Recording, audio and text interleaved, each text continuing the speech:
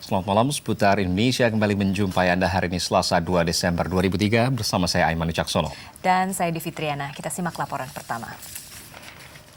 12 partai politik sudah dapat dipastikan mengikuti pemilu tahun 2004. 6 parpol besar telah dinyatakan lolos setelah memenuhi syarat minimal electoral threshold, yakni 2% dari batas ambang perolehan suara.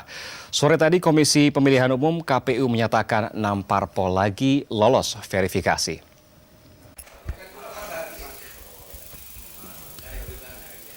Komisi Pemilihan Umum KPU memastikan 6 parpol lolos verifikasi sehingga dapat mengikuti pemilu 2004. Sedangkan nasib 34 parpol lainnya akan diumumkan bertahap hingga 7 Desember mendatang.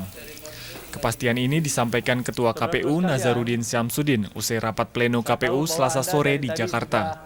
6 parpol yang baru lolos verifikasi adalah Partai Bintang Reformasi, Partai Keadilan Sejahtera, Partai Keadilan dan Persatuan Indonesia, Partai Demokrat, Partai Karya Peduli Bangsa, dan Partai Nasional Banteng Kemerdekaan. Keenam parpol dinyatakan dapat ikut pemilu karena berhasil memenuhi Undang-Undang Nomor 12 Tahun 2003 tentang pemilu, yakni sebaran minimal di 21 provinsi, 2/3 kabupaten kota, dan keanggotaan minimal 1.000 orang dalam satu kabupaten. KPU belum bisa memastikan parpol yang tidak lolos karena hingga Selasa sore baru 26 provinsi yang menyerahkan hasil verifikasinya. 6 provinsi yang belum menyerahkan hasil verifikasi adalah Provinsi Kepulauan Riau, Provinsi Riau, Gorontalo, Kalimantan Barat, Banten, dan Nusa Tenggara Timur. Hasil mereka ditunggu KPU maksimal tanggal 7 Desember. Keenam parpol yang lolos verifikasi akan mendampingi 6 parpol lainnya yang telah lolos terlebih dahulu karena memenuhi syarat minimal electoral threshold, yakni PDI Perjuangan, Partai Golkar, P3, PKB, PAN, dan PBB. Feby Andriananto dan Arifin melaporkan. Polisi sampai saat ini belum menahan seorang pun pelaku pengibaran bendera bintang kejora di beberapa daerah di tanah air tanggal 1 Desember kemarin.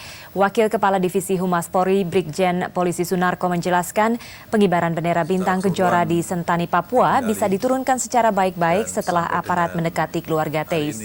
Namun polisi tidak mengetahui siapa pengibar bendera tersebut sehingga tidak ada yang diperiksa ataupun ditahan.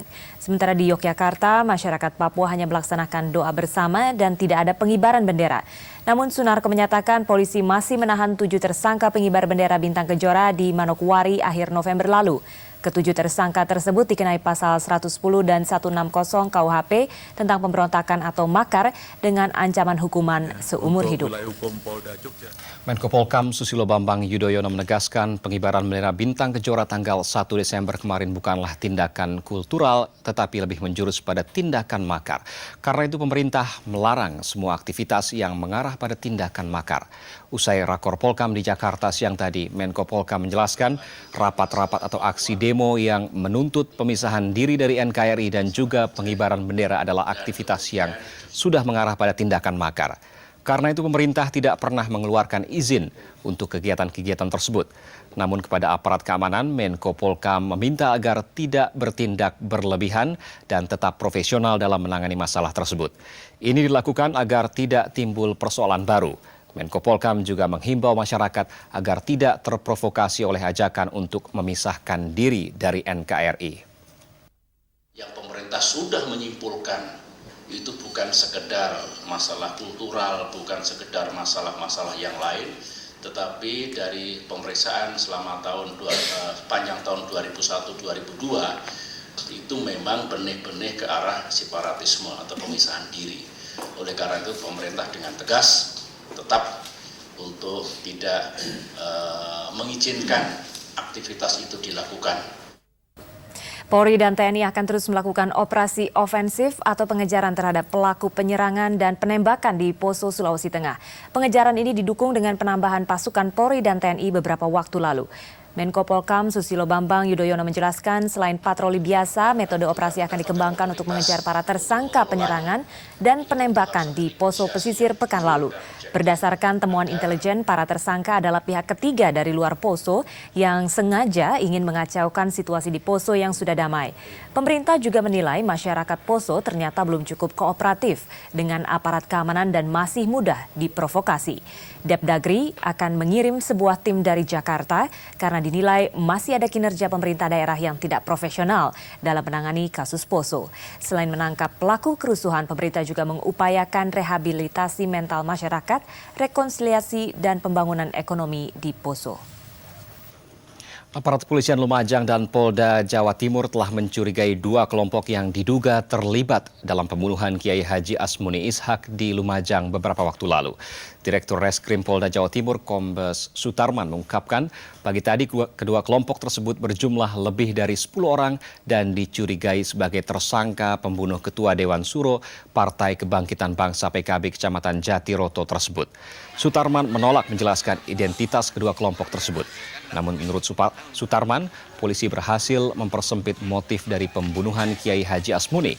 Dari 4 motif, yakni dendam, persaingan bisnis, salah sasaran, dan perampokan, menjadi 2 motif, yakni dendam dan persaingan bisnis. Berdasarkan keterangan saksi, sebelum terjadi pembunuhan, Kiai Haji Asmuni Ishak sempat terlibat konflik dengan 2 kelompok tersebut. Konflik itu berkaitan dengan kegiatan sehari-hari korban, diantaranya berdagang keliling. Tim pembela Muslim TPM meminta agar Abu Bakar Bashir dibebaskan sampai adanya perintah penahanan dari Mahkamah Agung. TPM menilai penahanan yang tetap dilakukan oleh Rutan Salemba adalah cacat hukum. Koordinator TPM yang juga kuasa hukum Bashir, Mahendra Data, menyampaikan hal itu usai bertemu Ketua Mahkamah Agung Bagirmanan siang tadi. Mahendra Data mengatakan pengadilan tinggi sudah tidak memiliki kewenangan menahan Bashir karena waktu penahanan dan perpanjangan penahanan milik pengadilan tinggi berakhir tanggal 30 November lalu. Senin kemarin, Pengadilan Tinggi DKI Jakarta mengeluarkan vonis banding atas Bashir, yakni 3 tahun penjara atau lebih ringan dari putusan pengadilan negeri yang menjatuhkan hukuman 4 tahun penjara. Namun Mahendra Data menegaskan kliennya baru dapat ditahan kembali atas perintah Mahkamah Agung sehubungan dengan permohonan kasasi yang diajukan kedua belah pihak. Saat ini baru Kejaksaan Agung yang mengutarakan niatnya mengajukan kasasi. Mahkamah Agung menyatakan masih akan mempelajari keberatan TPM. Ketua Umum DPP PDI Perjuangan Megawati Soekarno Putri memicu kebingungan di kalangan wartawan yang meliput acara halal bihalal PDI Perjuangan siang tadi. Megawati meminta para wartawan keluar ruangan dan tidak memberitakan materi pidatonya yang ditegaskan sebagai konsumsi internal PDIP. Suasana membingungkan mendadak terjadi di tengah acara halal bihalal PDI Perjuangan hari Selasa di kantor DPP PDIP Lenteng Agung. Setelah sekitar 20 menit berpidato, Ketua Umum PDIP Megawati Soekarno Putri tiba-tiba mengatakan pidatonya hanya untuk kader partainya. Megawati pun meminta semua wartawan segera keluar ruangan disertai sebuah ancaman. Ini tidak konsumsi wartawan ya? Apa? Ini bukan konsumsi wartawan, off the record. Betul, jadi kalau nanti masuk berarti saya bisa sue. Karena saya sudah katakan ini bukan konsumsi wartawan. Kode etik jurnalistik. Hal ini cukup membingungkan wartawan dari berbagai media yang sejak acara dimulai telah hadir dan meliput pembukaan halal bihalal oleh Sekjen DPP PDIP Sucipto. Para wartawan pun hadir atas undangan resmi dari DPP PDIP untuk meliput acara halal bihalal selain rapat rutin DPP PDIP yang biasa dilakukan setiap Selasa. Larangan peliputan oleh Megawati disampaikan sesaat setelah ia menyampaikan kritikan terhadap kader dan calon kader PDIP dalam pidatonya. Pihak PDIP sendiri tidak mengeluarkan penjelasan kepada pers yang hadir tentang larangan Megawati tersebut. Ken Sugandi dan Gatot Imam melaporkan. Seputar Indonesia akan kembali dengan laporan lain. Di antaranya lebih dari 600 PNS terancam sanksi karena tidak masuk kerja tanpa alasan setelah libur Idul Fitri. Sanksi bervariasi Sebanyak 665 pegawai negeri sipil PNS terancam sanksi karena tidak masuk kerja tanpa alasan setelah liburan Idul Fitri. Sanksi yang mungkin dikenakan mulai dari penundaan kenaikan gaji, penurunan gaji hingga penundaan kenaikan pangkat. Menteri Pendayagunaan Aparatur Negara Faisal Tamin menjelaskan jumlah PNS yang tidak masuk kerja diperoleh dari hasil inspeksi mendadak atau sidak Senin kemarin. Sidak dilakukan pada kantor-kantor pemerintah di Jakarta yang meliputi 7 kementerian, 16 departemen, 6 lembaga pemerintah, non-departemen, dan 1 pemerintah provinsi yakni DKI Jakarta. Kementerian Pendayagunaan Aparatur Negara masih akan mengkaji faktor penyebab ketidakhadiran dalam memutuskan sanksi yang akan dijatuhkan. Meski masih terdapat 600 lebih PNS yang tidak masuk tanpa alasan atau setara dengan 1,73%, Faisal menyatakan gembira karena jumlah ini jauh berkurang dibanding tahun-tahun sebelumnya, yaitu 12%. Panitia Seleksi Komisi Pemberantasan Korupsi (KPK) meloloskan 16 nama dalam verifikasi tahap 3 calon pimpinan KPK. Beberapa calon yang sebelumnya diunggulkan ternyata tidak lolos dalam tahap verifikasi kali ini.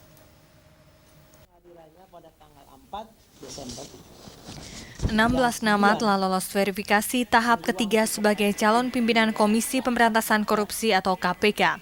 Mereka tersaring dari 39 nama setelah mengikuti profile assessment atau uji kepribadian oleh konsultan independen 29 November lalu. Dari ke-16 calon yang lolos, terdapat beberapa nama yang diunggulkan sebelumnya. Antara lain Bambang Wijoyanto, Iskandar Senoaji, Irjen Polisi Momo Kelana, Marsilam Simanjuntak, dan Taufikur Rahman Ruki. Namun setidaknya ada 2 calon unggulan, yakni Profesor Ahmad Ali dan Hasil Lilipon Sasiang dari Sulawesi Selatan yang tidak lolos. Panitia seleksi mengatakan tidak lolosnya beberapa nama unggulan karena beberapa hal, mulai dari terlambat hadir saat uji kepribadian hingga masalah potensi dan kompetensi calon yang tidak sesuai standar KPK. Rapat tadi malam, di samping hasil daripada profile assessment ini, tadi Pak Rolis sudah katakan kita buka kembali semua hasil-hasil sebelumnya, baik daripada masukan dari katakanlah dari tim teknis, dari papers, dari tanggapan masyarakat, dari koalisi. Ya, yang paling akhir koalisi berkali juga masih dimasukkan. Selanjutnya 16 calon ini akan masuk tahap akhir verifikasi, yakni wawancara terbuka oleh panitia seleksi yang rencananya akan dilakukan 4 Desember untuk kemudian disaring menjadi 10 nama. 3 hal yang diuji dalam tahap wawancara adalah pemahaman tentang Undang-Undang Pemberantasan Korupsi, strategi pemberantasan korupsi, dan manajemen kepemimpinan dari calon. Ke-10 calon nantinya akan diserahkan kepada Presiden tanggal 6 Desember sebagai hasil kerja akhir panitia seleksi calon pemimpin KPK. Ke-10 calon selanjutnya akan diajukan pemerintah ke DPR. Fesi Alwi dan Yul Rizal melaporkan.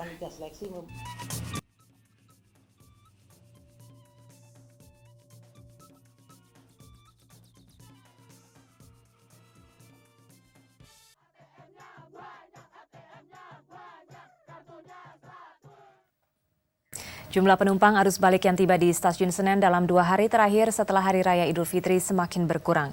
Kepala Stasiun Kereta Api Senen, Sugeng Setiono pagi tadi menjelaskan puncak arus balik telah terjadi pada hari Sabtu akhir pekan lalu dengan jumlah penumpang sekitar 13.100 orang. Hari Minggu jumlah penumpang yang tiba di Stasiun Senen berkisar 12.000 orang dan hari Senin di sekitar 9.900 orang. Pada hari biasa jumlah penumpang yang berangkat dan tiba di Stasiun Senen hanya sekitar 4.000 orang. Jumlah penumpang diperkirakan kembali normal mulai hari Senin pekan depan. Untuk mengantisipasi lonjakan penumpang arus balik hingga akhir pekan ini, Stasiun Senen tetap mengoperasikan kereta tambahan hingga tanggal 7 Desember mendatang. Antara lain untuk jurusan kereta dari Kutoarjo, Yogyakarta, dan Surabaya. Jadi kita dari Stasiun Senen khususnya ya, kita punya kereta 17 KA reguler ya, itu terdiri dari 9 kelas bisnis dan 8 kelas ekonomi. Dan selama angkutan lebaran ini tambahan kereta tetap kita jalankan gitu ya. Sementara di Terminal Bus Kampung Rambutan, Jakarta Timur, jumlah penumpang yang datang sudah mulai menurun dibandingkan hari-hari sebelumnya. Hingga hari Senin sore, jumlah penumpang yang tiba di stasiun bus antar kota ini tercatat 36.384 orang dan yang berangkat tercatat sekitar 10.402 orang. Jumlah ini menurun sekitar 10% jika dibandingkan dengan jumlah penumpang tiba untuk hari yang sama tahun lalu. Pada tahun 2002, jumlah penumpang tiba tercatat sekitar 23.000 orang. Puncak arus balik di Terminal Bus Kampung Rambutan sudah terjadi tanggal 28 November lalu dengan jumlah penumpang tiba sebanyak 40.000 orang. Jumlah keseluruhan penumpang sejak Lebaran hingga Senin yang tiba di Terminal Bus Kampung Rambutan tercatat lebih dari 266.000 penumpang.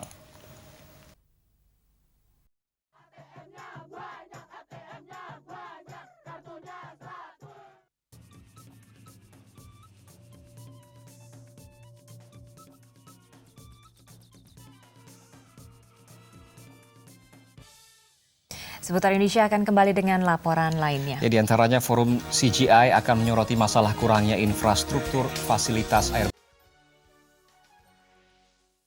Masalah pembangunan infrastruktur penyedia fasilitas air bersih akan menjadi salah satu acuan Forum Consultative Group on Indonesia atau CGI mulai 10 Desember mendatang. Kurangnya penanganan infrastruktur ini mempersulit penanganan kemiskinan di Indonesia. Data Bank Dunia menunjukkan hanya sekitar 34% dari penduduk perkotaan di Indonesia mendapat fasilitas air bersih. Di luar Pulau Jawa, tidak sedikit daerah pinggiran sering mengalami kesulitan mendapatkan tenaga listrik. Pemerintah Indonesia bersama Komite Kebijakan Percepatan Pembangunan Infrastruktur (KKPPI) dan Bank Dunia hari Selasa meninjau temuan awal dari draft laporan Bank Dunia tersebut. Kepala Perwakilan Bank Dunia untuk kawasan Indonesia, Andrew Stier, mengatakan kurangnya penanganan infrastruktur di Indonesia mempengaruhi prospek pertumbuhan serta mempersulit pengurangan kemiskinan. Masalah pembangunan infrastruktur ini akan menjadi acuan pada Forum Negara-Negara Kreditor dalam Consultative Group on Indonesia (CGI) tanggal 10 dan 11 Desember. Pada pertemuan CGI mendatang, pembangunan infrastruktur merupakan isu yang paling menonjol. Pemerintah Indonesia akan menjelaskan pola pembangunan jangka panjang dan keprihatinannya terhadap pembangunan infrastruktur di Indonesia. Untuk itu kita akan mendiskusikan apa yang dapat kita lakukan untuk membantunya. Pertemuan hari ini membawa kita pada analisis apa yang telah dilakukan dan seberapa burukkah situasinya. Penyebabnya seperti saudara lihat dan sudah. Dalam 5 tahun terakhir, Menko Perekonomian Doro Jatun Kuncoro Yakti mengatakan Indonesia praktis tidak melakukan pembangunan infrastruktur. Akibat kemacetan pembangunan prasarana, laju pertumbuhan ekonomi berkisar 3 hingga 4%. Tidak ada yang ketinggalan terus. Dan kalau Indonesia tidak berhasil menyelesaikan pembangunan dari prasarana untuk mengejar kenaikan penduduk yang sudah kita lihat keteter ini, maka saya khawatir laju pertumbuhan 6-7 yang diidam-idamkan oleh semua itu ya cuma janji saja. Mengenai besarnya pinjaman yang dibutuhkan Indonesia dalam forum CGI, hingga saat ini belum dapat dipastikan. Pinjaman CGI diperkirakan menjadi salah satu andalan pemerintah untuk menutupi kekurangan penerimaan negara. Sumiyadeni dan Ahmad Fauzi melaporkan. Menperindak Rini Suwandi mengaku tidak mengetahui proses impor beras sebesar 200.000 ton oleh Bulog. Menperindak mengatakan stok beras saat ini telah cukup sehingga tidak perlu dilakukan impor. Deperindak mengaku tidak mengetahui impor beras yang dilakukan Perum Bulog sebesar 200.000 ton untuk memenuhi persediaan Lebaran, Natal, dan Tahun Baru 2004. Menperindak Rini Suwandi yang ditemui di Jakarta hari Selasa mengatakan akan mengecek kebenaran informasi tersebut ke Bulog. Menurut Rini, persediaan beras saat ini sudah cukup sehingga impor tidak perlu dilakukan. Setahu saya seharusnya persediaan itu cukup untuk sampai tahun baru Januari. Jadi ini yang informasi ini masih perlu saya cek ulang dengan Bulog sendiri. Kalau memang kita masih secara stok masih cukup ya kita jangan impor dulu. Sementara itu untuk impor gula Deperindak sampai saat ini belum mengeluarkan izin. Menurut Dirjen Perdagangan Luar Negeri Deperindak, Sudar, izin akan diberikan jika stok nasional gula habis. Sudar memperkirakan hingga Februari stok gula masih tersedia, sehingga impor gula untuk konsumsi sebesar 600.000 ton untuk tahun 2004 baru bisa dilakukan Maret tahun depan. Menurut Sudar, hal itu dilakukan untuk melindungi petani tebu dan tidak mengganggu pasar, sehingga kestabilan harga gula terjaga. Izin impor gula sangat tergantung, 2004 sangat tergantung pada stok. Kami kemarin bicara sama Dirjen Dagri, supaya diadakan stok opname yang benar, berapa sesungguhnya stok nasionalnya. Kalau stok nasional itu sudah tipis, katakanlah, let's say di sini 1 bulan atau 2 bulan, kita keluarkan izin, tetapi masuknya sesudah stok nasional itu habis. Gitu. Sudar menambahkan, para petani tebu tidak perlu khawatir dengan adanya impor gula, karena dalam SK Menteri sudah ditentukan dan disepakati, pendapatan petani tidak akan kurang dari Rp3.410 per kilogram. Menurut Sudar, impor gula hanya bersifat sementara untuk menutupi kekurangan kebutuhan masyarakat. Luba Rosita dan Musjaya melaporkan. Seputar Indonesia akan kembali dengan laporan tentang membludaknya pendatang baru ke Jakarta pasca masa libur Lebaran di tengah kepadatan penduduk DKI yang telah mencapai.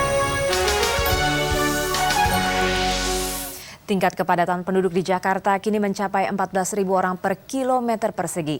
Namun nyatanya keadaan ini tak membuat kapok para pendatang untuk tetap datang ke ibu kota. Usai Lebaran tercatat lebih dari 200.000 pendatang baru membanjiri Jakarta.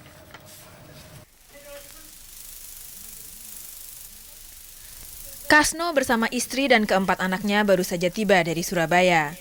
Setelah merayakan Hari Idul Fitri bersama keluarga di daerah asalnya, Kasno mencoba mengadu nasib di ibu kota, berharap mendapatkan rezeki yang lebih baik. Ya enggak, kalau ada kerjaan sih ya mau. Ya berhubung di sana nggak ada kerjaan, di sini lah kerjanya seadanya lah. Ada listrik, ada taman. Kalau ada ya apa adanya lah di sini. Kasno adalah satu dari sekitar 250.000 orang yang mencoba mengadu nasib di Jakarta setelah Lebaran usai. Data Dinas Kependudukan dan Catatan Sipil Pemda DKI Jakarta mencatat, setiap tahun setelah Hari Raya Idul Fitri, Jakarta selalu dibanjiri para pendatang baru. Jumlah pendatang bervariasi dari tahun ke tahun dan mencapai puncaknya pada krisis moneter tahun 1998 yang mencapai lebih dari 300.000 orang. Tahun 2002 tercatat sekitar 230.000 orang pendatang dan tahun ini diperkirakan 250.000 orang baru datang ke Jakarta. Untuk mengantisipasi lonjakan jumlah pendatang, Pemda DKI menetapkan sejumlah syarat. Antara lain, memiliki surat perjalanan dari daerah, surat keterangan tamu dan identitas penduduk seperti KTP. Antara lain, kalau mereka ingin menetap di Jakarta atau ingin sementara, mereka kan harus ada jaminan pekerjaan dan jaminan tempat tinggal. Nah, inilah indikasi atau indikator kenapa harus ada jaminan pekerjaan, berarti kan dia mesti punya keahlian. Bagaimana dia bisa bekerja tanpa keahlian? Saat ini tingkat kepadatan penduduk di Jakarta sudah sangat tidak memadai. Rata-rata kepadatan penduduk di Jakarta adalah 14.000 orang per kilometer persegi. Artinya, setiap 1 kilometer persegi ditinggali oleh rata-rata 14.000 orang. Beberapa waktu lalu, Gubernur DKI Jakarta Sutioso mengatakan, Pemda DKI akan menindak dan memulangkan para pendatang baru dari luar Jakarta yang tidak memiliki identitas dan belum memiliki pekerjaan. Bahkan para pendatang yang tidak memiliki surat dan dokumen yang jelas diancam hukuman penjara maksimal 3 bulan dan denda 5 juta rupiah. Cecilia Tiara dan Rudi melaporkan. Jasa penyewaan mobil selalu marak menjelang dan selama masa libur Lebaran. Tahun ini para pengelola jasa sewa mobil cukup kewalahan dengan membanjirnya permintaan para pemudik. Seiring berakhirnya masa arus balik, gerai-gerai sewa mobil kembali diserbu konsumen. Bukan untuk menyewa, namun mengembalikan mobil yang selama 7 hingga 10 hari terakhir disewa untuk keperluan mudik Lebaran. Seperti di gerai-gerai mobil di kawasan Pondok Indah dan Cilandak, Jakarta Selatan. Aktivitas kembali ramai karena Selasa dan Rabu besok merupakan batas akhir pengembalian mobil sewa. Konsumen menyewa dengan sistem paket selama 7 atau 10 hari dengan biaya sewa antara 4 hingga 5 juta rupiah ditambah deposit 500.000 rupiah. Konsumen memilih menyewa mobil karena lebih praktis dan murah.